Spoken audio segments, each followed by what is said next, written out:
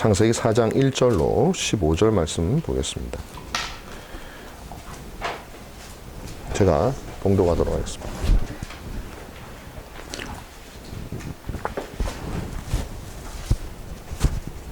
아담이 그의 아내 하와 동침하매 하와가 임신하여 가인을 낳고 이르되 내가 여호와로 말미암아 득남하였다 하니라. 그가 또 가인의 아우 아벨을 낳았는데 아벨은 양치는 자였고 가인은 농사하는 자였더라. 세월이 지난 후에 가인은 땅의 소산으로 제물을 삼아 여호와께 드렸고 아벨은 자기도 양의 첫 새끼와 그 기름으로 드렸더니 여호와께서 아벨과 그의 제물은 받으셨으나 가인과 그의 제물은 받지 아니하신지라.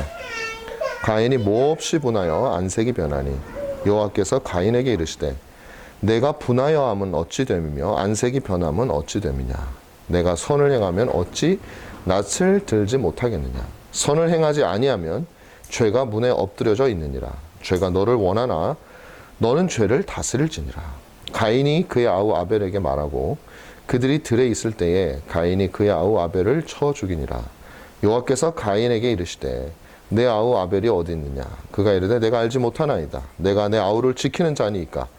이르시되 내가 무엇을 하였느냐. 내 아우의 피가 땅에서부터 내게 호소하느니라.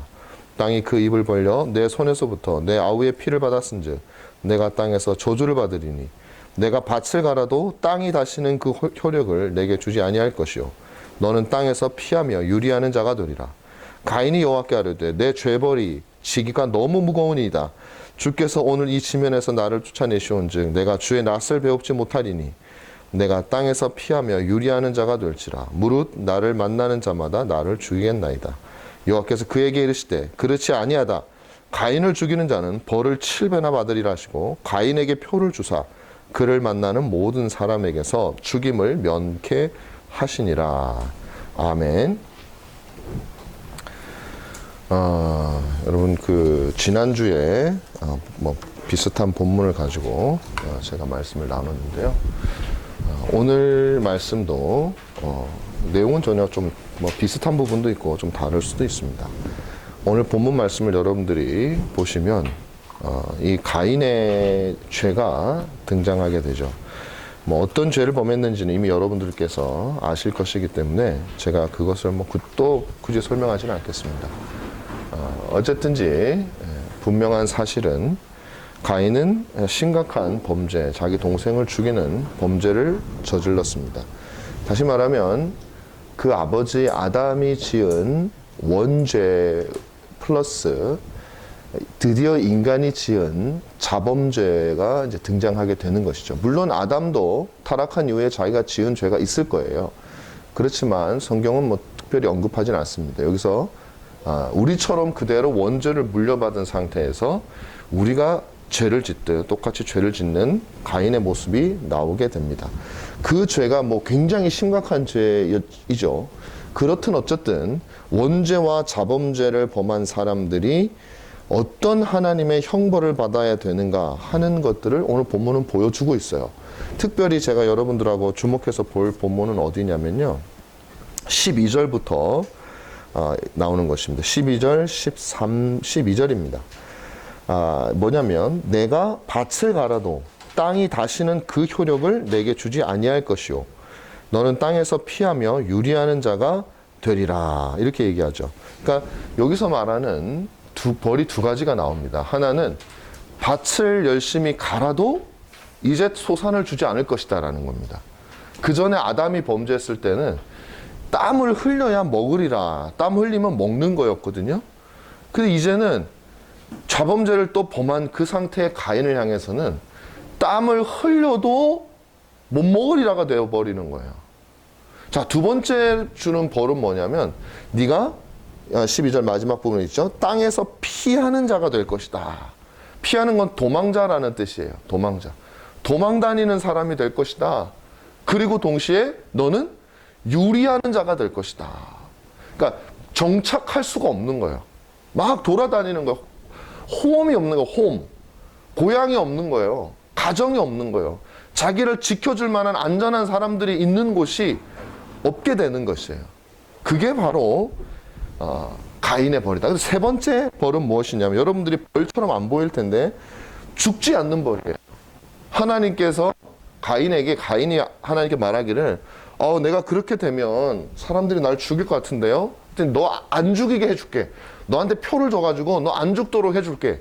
여러분, 벌이 아닌 것처럼 보이잖아요. 근데 이것도 벌입니다. 제가 요 세 가지를 가지고 여러분들에게 모든 인류입니다. 이거는 이제는 이렇게 보셔야 돼요. 가인과 같은 사람이 누구냐면 우리들이에요. 예수 그리스도를 구주로 영접하지 않아 있는 죄인인 모든 현 인류들을 가리키는 것이고 그들에게 임한 벌이라는 말이에요. 우리에게 임한 벌이에요. 좀 더 심각해졌어요. 아담 때보다. 그것을 오늘 저와 여러분들이 함께 보겠다는 것입니다. 첫 번째는 일을 해도 일의 정당한 결과를 얻을 수 없는 벌이다. 이거 얼마나 슬픈 일입니까?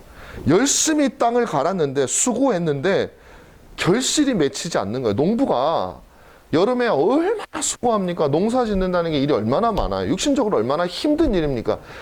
태풍이 불고 비가 오고 뭐 그래도 어떻게든 가을 곡식을 걷기 위해서 자고 한 잠이라도 더 자고 싶은데 일어나가지고 했는데 가을에 곡식이 하나도 없어요.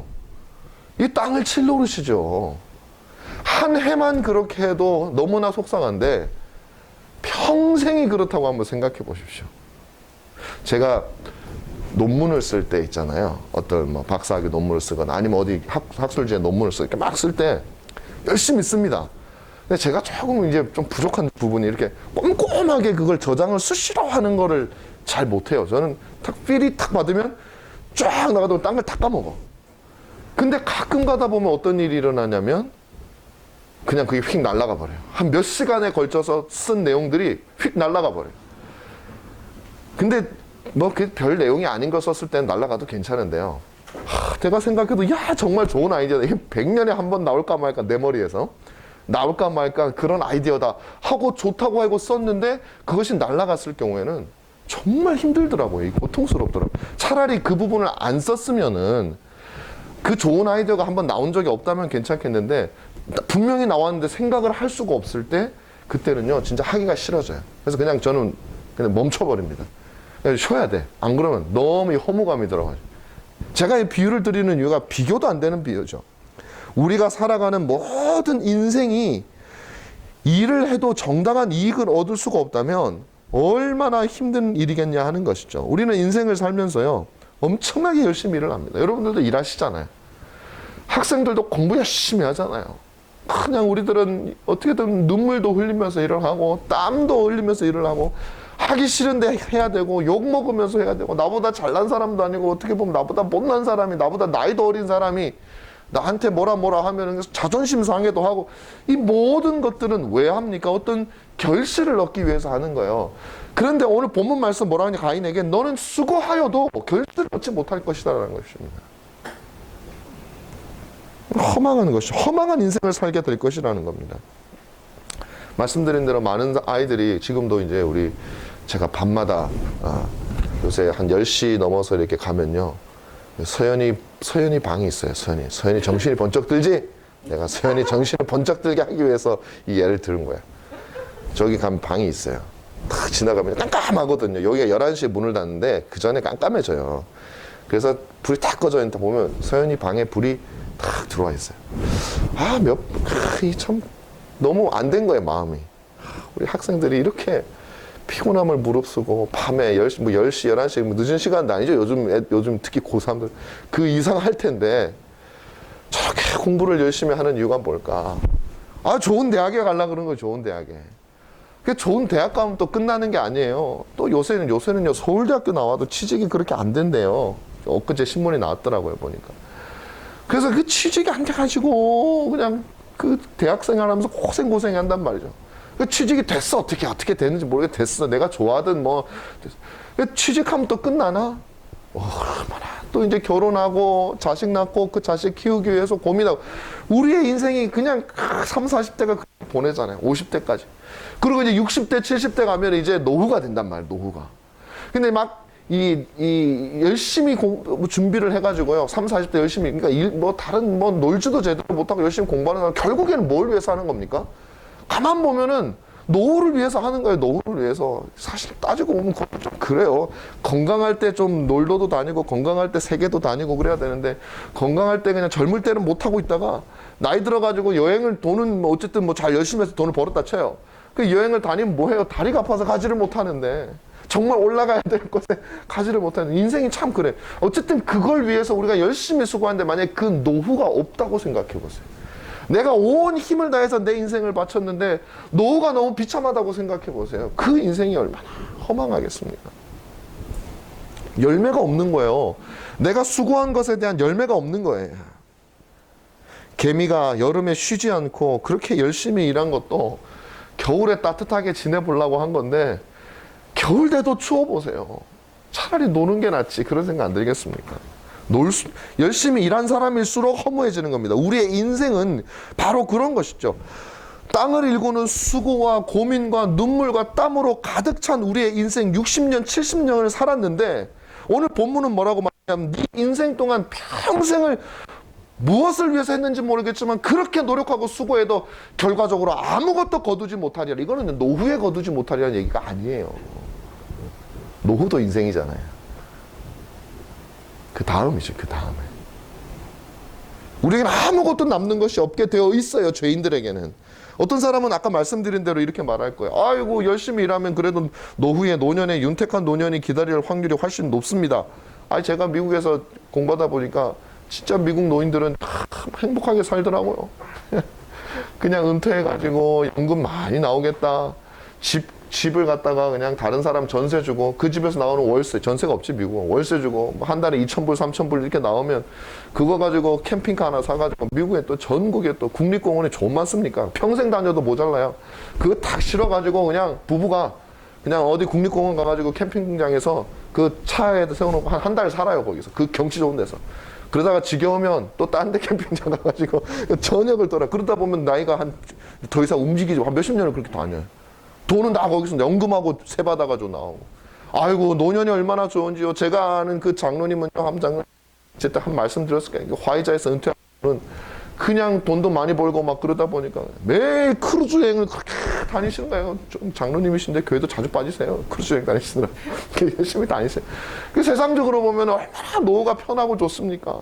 그런데 여러분 여기서 말하는 것은 우리가 수고하면 윤택한 노후를 얻어요. 근데 그 얘기를 하는 게 아니에요. 그 노후까지 포함한 우리의 모든 인생이 결국 우리가 죽음에 이르고 났을 때 그 모든 것들의 결실이 전혀 없는다는 것을 우리가 경험하게 될 것이다. 그게 죄인의 운명이라고 말을 하는 거예요.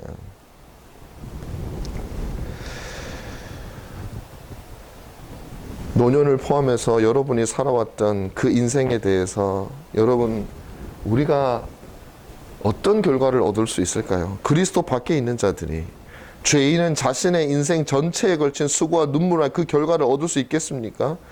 여러분들이 이 땅에서 수고했던 그 모든 노력과 명예와 친구와 이 모든 사람들의 돈과 부와 이 모든 것들이 여러분의 영혼에다가 무엇을 가져다 줄 수가 있을까요?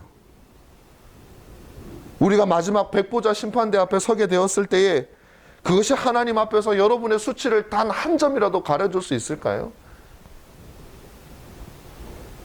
그것들이 여러분이 받을 형벌의 강도를 1이라도 줄어들게 할 수 있겠습니까? 그 년수를 단 1초라도 줄여줄 수 있겠습니까? 우리가 가진 돈, 명예, 이 모든 것들이 있다 할지라도 말입니다.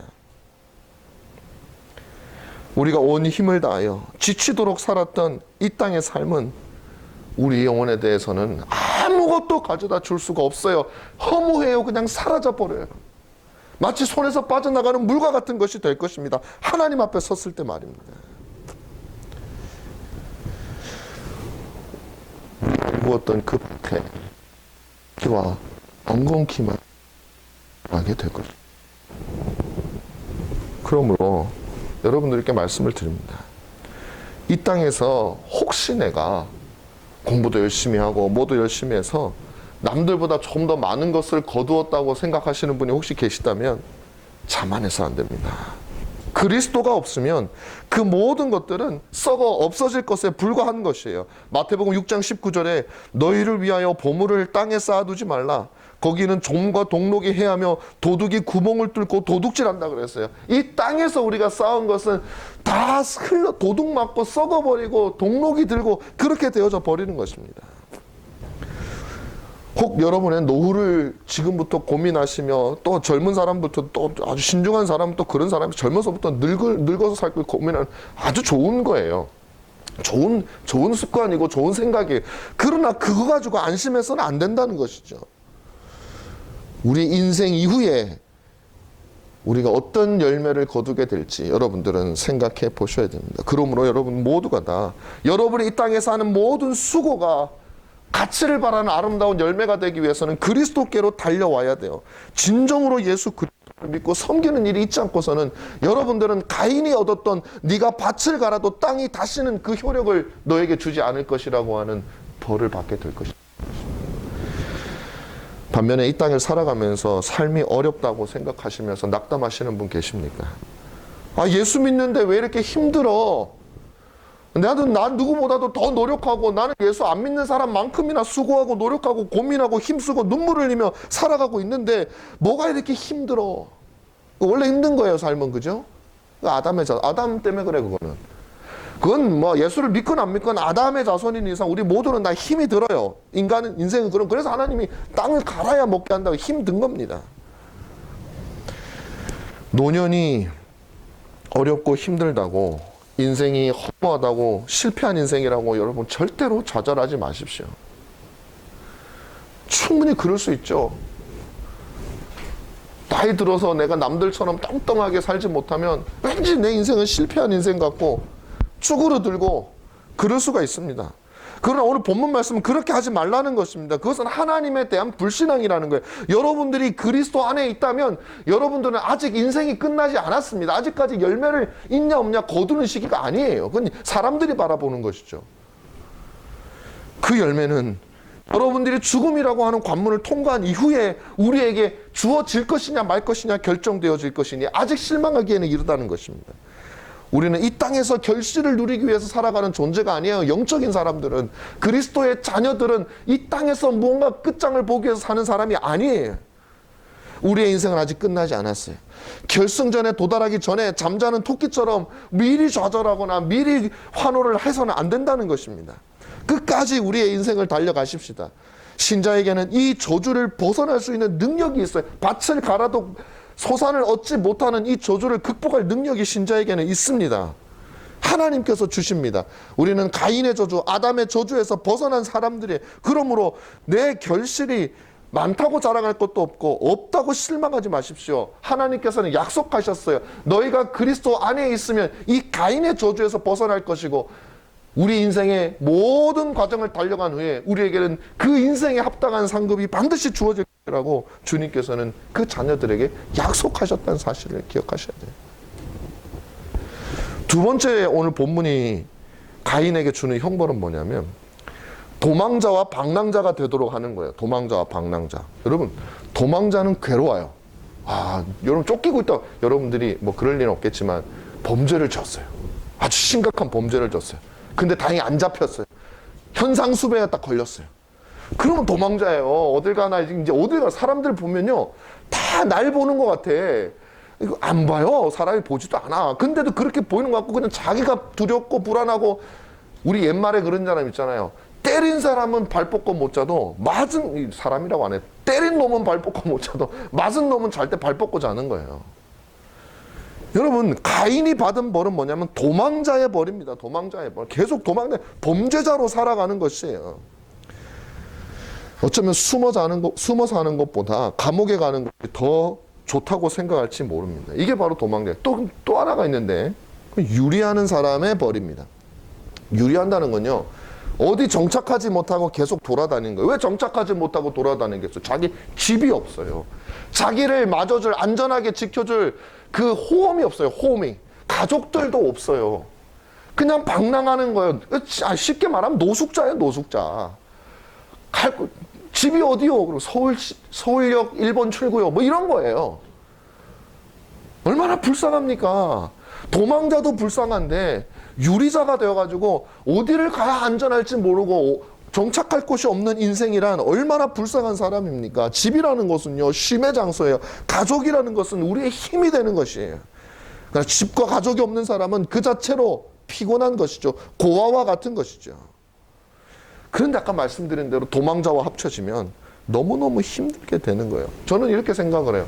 연예인들이 자살을 많이 하잖아요. 얼마 전에 일본에서 뭐 연예인들 많이 죽고요. 우리나라 이제 일본하고 똑같은지 모르겠는데 우리나라는 연예인들이 자살하는 데는 이유가 제가 볼 땐 거의 일관된 것 같아요. 주로 댓글이에요, 댓글. 그러니까 사람들 욕먹는 것 때문에 자살을 한다고요. 근데 그 사람들이 뭐 아주 잘못하지도 않아도 그래요. 근데 그 어떤 심리입니까? 도망자의 심리예요. 이 사람들은요, 대중 앞에 잘못도 아니야. 어쨌든 사람들이 욕을 해.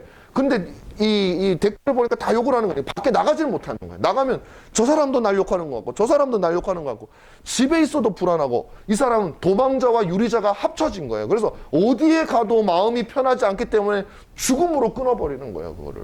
근데 이게 가인이 받은 벌이고 이것이 우리들이 지금 당하고 있는 벌이에요. 이 죄인들이, 신자들 말고 죄인들이. 그들은 막 돌아다니고 막 하지만 마음속에 있는 그 불안감을 잠재우기 위해서 돈이라고 하는 마약, 명예라고 하는 마약, 그걸 투여하고 있을 뿐이에요. 너무나도 불쌍한 사람들인 것이죠. 그러나 우리는 도망자가 아닙니다. 예수를 믿는 사람은 도망자가 아니에요. 우리에게는 고향이 있어요. 가족도 있어요. 집도 있어요. 안전한 곳이에요. 모든 것으로부터 막아줄 수 있는 것이. 언젠가 우리는 그곳에 갑니다. 비록 이 땅에서는 손가락질도 받고 뭐 오해도 받고 그냥 또 사람들한테 무시받기도 하고 내가 잘못 안 해도 사람들이 그렇게 하기도 하고 그런 일들이 많이 있어요. 너무나도 피곤하고 곤비한 삶을 살고 있어요. 그러나 우리에게는 돌아갈 곳이 있어요. 우리의 모든 허물을 덮어줄 가족들이 있어요. 더 이상 우리는 도망자가 아닙니다. 누구나 그리워하는 가장 안전한 나의 진정한 집이 있는 것이에요. 고향집이 있는 것이에요. 거기에는 누가 있는지 아세요? 동일한 예수 그리스도의 보혈로 내가 받은 그 보혈과 같은 보혈로 죄사함을 받아서 그 예수 그리스도의 피를 함께 나눈 우리의 위대한 형제들이 여러분들이 믿지 않을지 모르겠지만 그들은 여러분들을 다 알아요. 여러분들을 기다리고 있단 말이에요. 아브라함이 있고 모세가 있고 다윗이 있을 것이에요. 바울이 있고 베드로가 있을 것입니다. 루터가 있고 칼빈이 있을 것이고 청교도들이 있고 주기철 목사님, 손양원 목사님이 이 땅의 모든 피곤함을 함께 경험했던 그들이 그 안전한 곳에서 형제인 여러분들을 애타게 기다리고 있다는 말이에요. 우리 신자들은 그렇습니다. 히브리서 11장에 나오는 모든 형제들이 있을 거예요. 그들은 우리보다 더 세상에서 찌꺼기 취급을 받았어요.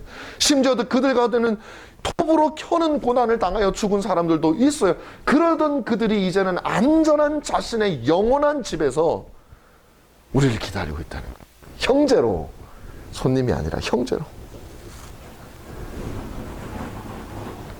무엇보다도 그곳에는 우리의 신랑 되시는 형제뿐만 아니라 우리의 신랑이 있어요.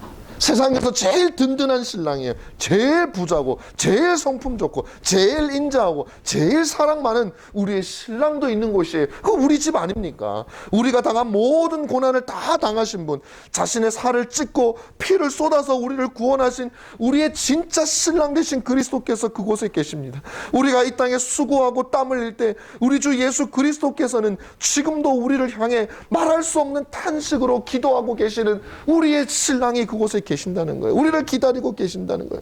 뿐만 아니라 우리에게 생명을 처음으로 나누어 주신 우리 모든 생명의 근원이 되신 우리의 아버지도 계신단 말이에요.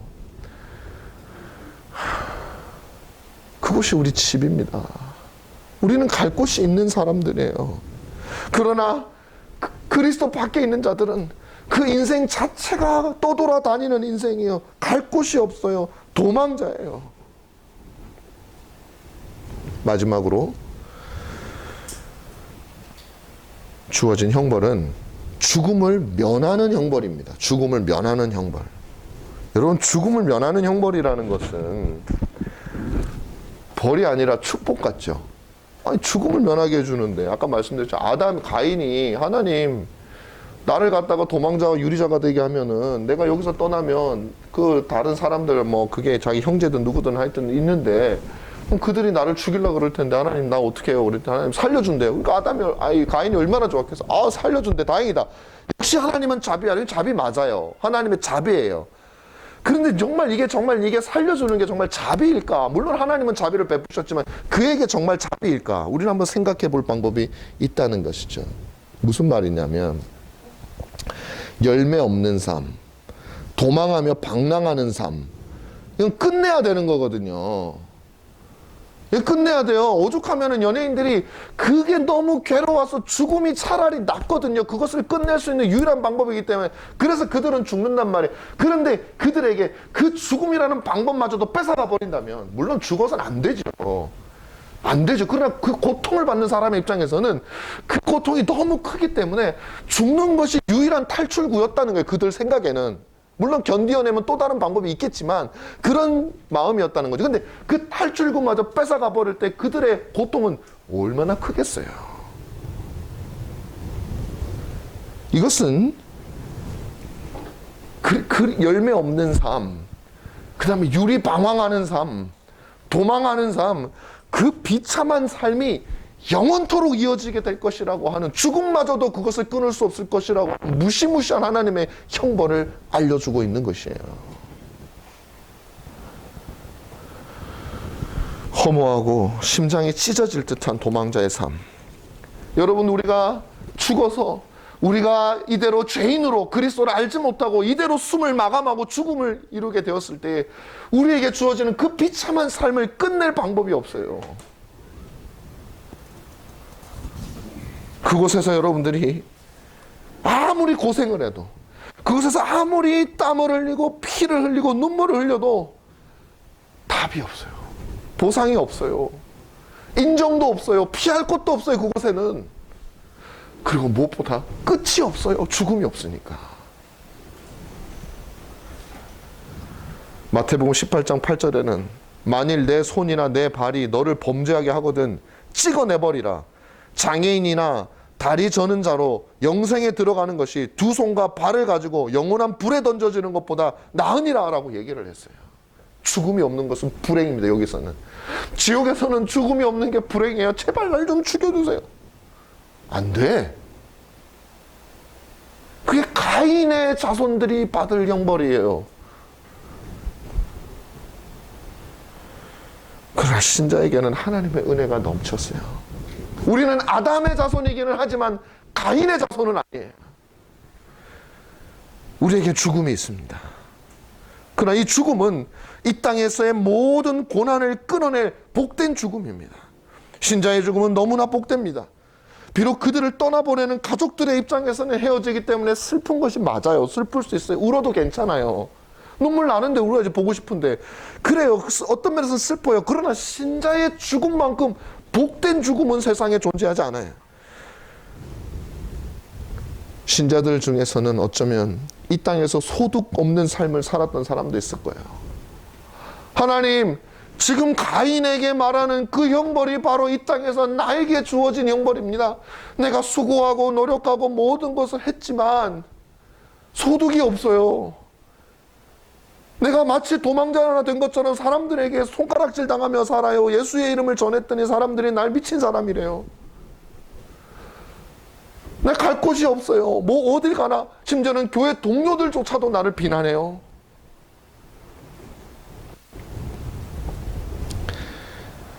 그런 사람들이 있을 겁니다. 그러나 이 모든 것들은 여러분 죽음으로 끝나요. 끝나요. 완전히 끝나요. 그리고 여러분이 했던 그 마지막까지 받았던 그 모든 수고의 대가가 여러분 몸에 있는 그리스도의 흔적이 되어 저 하나님의 복되신 나라에서는 모두가 다 상급과 영광으로 계산되어져 여러분들에게 대가로 지불되어질 것이라는 것입니다. 힘써 땅을 갈았기에 그 땅에서 말할 수 없이 영광스러운 소득을 얻게 되는 거예요. 왜? 우리는 가인의 자손이 아니라 아담의 자손이기 때문에 그래요. 아담에게는 네가 수고하여 농사를 지으면 열매를 얻을 것이라고 주님이 말씀하셨어요. 사랑하는 여러분, 이 땅에서 도망자의 삶을 살았던 두근거리는 가슴을 가지고 전투적인 땀을 흘리며 눈물을 흘리며 살았던 사람, 늘 세상에서 야멸찬 눈초리를 의식하며 살았던 사람들은 이제 죽음을 통해서 영광 가운데 그 모든 보상과 열매를 얻게 됩니다. 그 이유가 뭔지 아세요? 바로 주 예수 그리스도께서 모든 고난과 멸시와 고초와 믿음을 다 당하셨기 때문에 우리는 그분 안에서 영광을 누릴 수 있는 거예요. 그렇지 않으면 우리는 가인처럼 아무것도 얻지 못해. 우리에게는 고난과 멸시가 우리에게 합당한 것이기 때문에 그래요, 원래가. 우리가 그리스도와 연합될 때, 그분을 믿을 때 그분이 다 당하셨기 때문에 우리는 영광을 거둘 수가 있게 되는 것이에요. 이 땅에 목적지 없이 유리하고 방황하며 살았던 그리스도인들, 지금도 어떻게 보면 이 땅에 진정으로 내가 거처할 곳, 내 마음을 둘 곳, 나를 진정으로 품어주는 사람이 없어 방황하고 있는 그리스도인들이 있습니까? 복음을 전하다가 사람들에게 멸시를 당하는 그리스도인들이 있습니까? 너무나도 피곤한 삶을 살아가고 있는 거처 없이 방황하는 그리스도인들이 있습니까? 여러분들에게는 죽음 이후에 복되신 가정, 제가 설명했던 하나님이 아버지요, 그리스도가 우리의 남편이요, 나와 그리스도의 피를 나는 그 위대한 형제들로 가득 찬 세상에서 가장 안전한 집이 여러분에게 주어질 거예요. 왜 그런 줄 아세요? 예수 그리스도께서 이 땅에서 집 없이 유리하며 살았던 분이기 때문에 그런 거예요. 그분이야말로 머리 둘 곳이 없었어요. 여우도 참새도 머리 둘 곳이 있는데 나는 머리 둘 곳이 없다. 왜? 그분이 그렇게 하셨기 때문에 우리의 집이 되어 주신 거예요.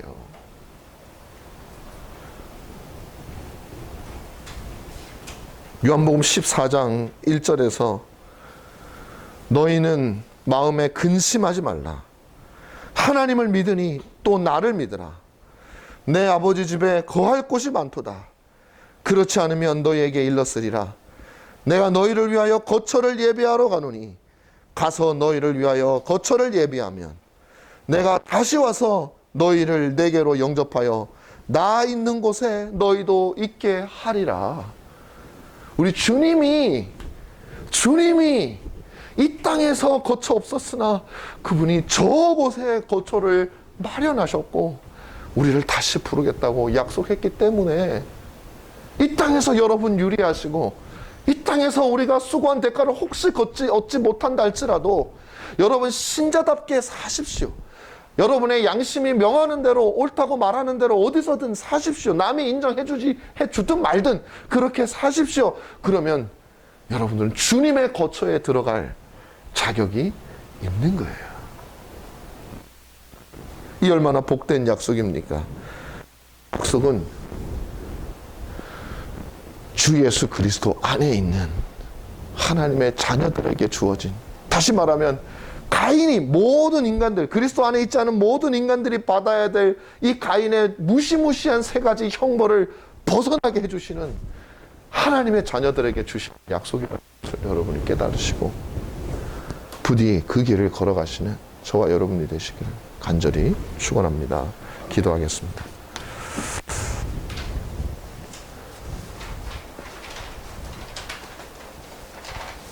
고맙고 복되신 우리 아버지 하나님, 오늘 본문을 통해서 아담의 원죄와 동생을 죽인 자범죄를 지닌 가인이 받는 형벌을 보았습니다.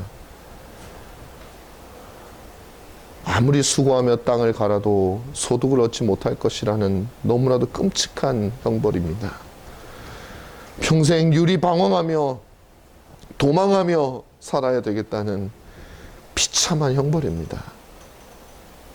그리고 그것을 끝낼 방법, 죽음조차도 없이 영원토록 이어질 것이라는 비참한 선언입니다. 주님, 우리가 가인의 길을 가지 않는 것이 얼마나 복된지 모릅니다. 주님, 우리가 가인과 같은 그 비참함에 있지 않은 것이 얼마나 복된지 모릅니다. 우리 주 예수 그리스도께서 이 모든 형벌을 친히 다 당하셨기에, 그분이 친히 가인이 되어 이 모든 것을 당하셨기에 그분 안에 있는 우리에게는 이 모든 형벌이 면죄되니 얼마나 고맙고 감사한지 모릅니다. 아버지, 우리가 이 사실을 믿게 하여 주시고 이 땅에서 하나님께서 부르신 그 부르심의 소명을 쫓아서 살아갈 때에 어떤 결과, 어떤 응답이 주어지는지 두려워하지 말고 하나님께서 우리에게 주실 그 복된 결과를 소망하며 살아가는 저희들 될 수 있도록 인도하여 주시옵소서. 이 가운데 아직 그리스도를 알지 못하고 여전히 가인의 자손으로 남아있는 자들이 혹시 있다면 주님, 그들을 붙잡아 주셔서 속히 열매 있는 삶으로 고향으로 안전한 곳으로 옮겨질 수 있도록 주께서 도와주시옵소서. 예수님 이름으로 기도하옵나이다. 아멘. 제가 시편 130편을 하려고 했는데요. 우리 한번 해보시죠. 우리 319장을 한번 해보겠습니다. 찬송가 319장 좀 바꿔서요. 우리가 몇 번 불렀기 때문에 아마 여러분들이 기억하시리라고 생각을 합니다.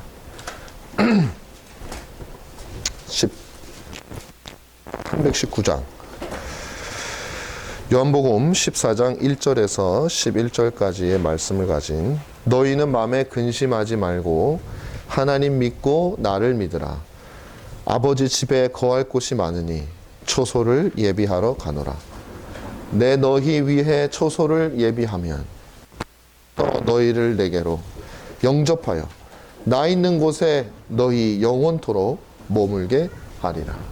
다 같이 319장 합니다. 너